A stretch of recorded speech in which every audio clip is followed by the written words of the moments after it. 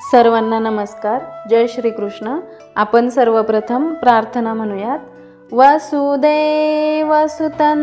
देवं कंसचाणूरमर्दनं देवकी परमानन्दं कृष्णौ वन्दे जगद्गुरुं.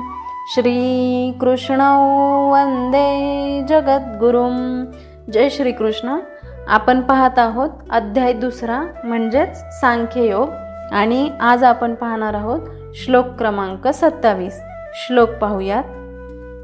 जातस्य हि ध्रुवो मृत्युर्ध्रुवं जन्ममृतस्य च तस्मादपरिहार्येऽर्थे न त्वं शोचितुमर्हसि न त्वं शोचितुमर्हसि. श्लोकाचा अर्थ पाहूयात.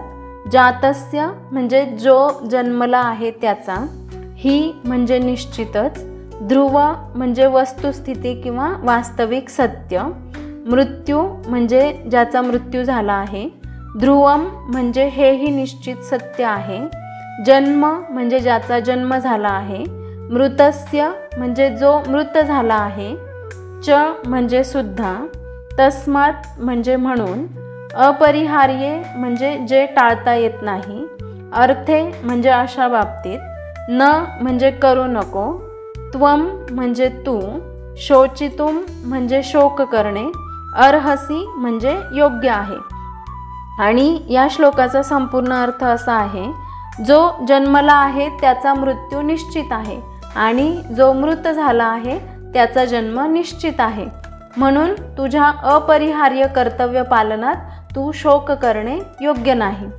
आता आपण हा श्लोक थोडा समजून घेऊयात. मनुष्याला आपल्या आयुष्यातील कर्मानुसार जन्म घ्यावा लागतो आणि अशा कर्मांचा एक कालावधी संपला की मृत्यू होतो आणि दुसऱ्या कालावधीसाठी पुन्हा जन्म घ्यावा लागतो. अशा प्रकारे जन्म आणि मृत्यूचे चक्र मोक्षाच्या अभावी घड्याळाप्रमाणे अविरत चालू असते. भगवंत म्हणतात, मृत्यू येणारच आहे.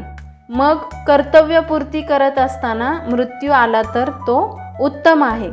मृत्यूनंतर जन्म देखील अटळ आहे. ही अपरिहार्यता आहे.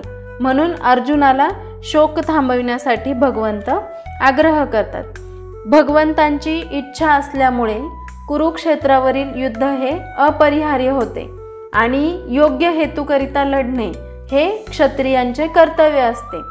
अर्जुन त्याचे कर्तव्य पालन करत असल्यामुळे नातेवाईकांच्या हत्येमुळे दुःखी होण्याचे काहीच कारण नव्हते. या ठिकाणी अपरिहार्य हा शब्द महत्त्वपूर्ण आहे. अपरिहार्य म्हणजे ज्यात कोणताही बदल होणार नाही अशी गोष्ट. ज्या गोष्टी टाळता येत नाहीत त्या गोष्टींबद्दल चिंता करून स्वतःला दुःखच होते. त्यामुळे ज्या गोष्टींमध्ये आपण बदल करू शकतो त्या गोष्टी बदलण्यासाठी आपण कृती करू शकतो. जसे की वजन कमी करायचे असेल किंवा वाढवायचे असेल तर आपण आहार विहारात बदल करून ते साध्य करू शकतो. परंतु पाऊस कधी पडणार ही चिंता मनात ठेवून त्यातून आपला आत्मक्लेशच वाढणार आहे.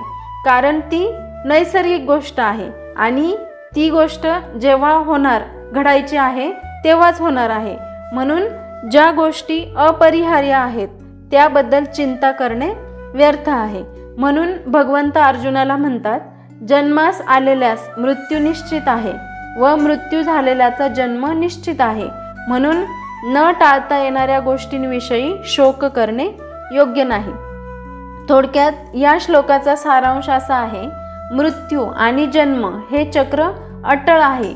जे टाळता येणार नाही त्यासाठी दुःख करण्याचा काहीही उपयोग नाही.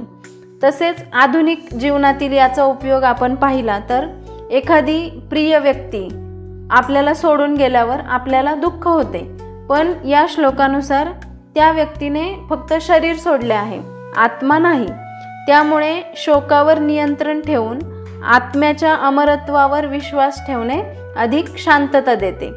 हा श्लोक वैराग्य आणि समत्व शिकवतो, ज्यामुळे आयुष्याची स्थिरता राखली जाते. समापन प्रार्थना.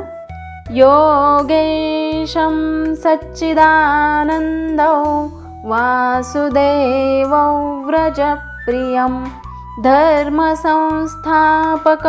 वीरं कृष्णौ वन्दे जगद्गुरुं श्रीकृष्णौ वन्दे जगद्गुरुं श्रीकृष्णार्पणमस्तु।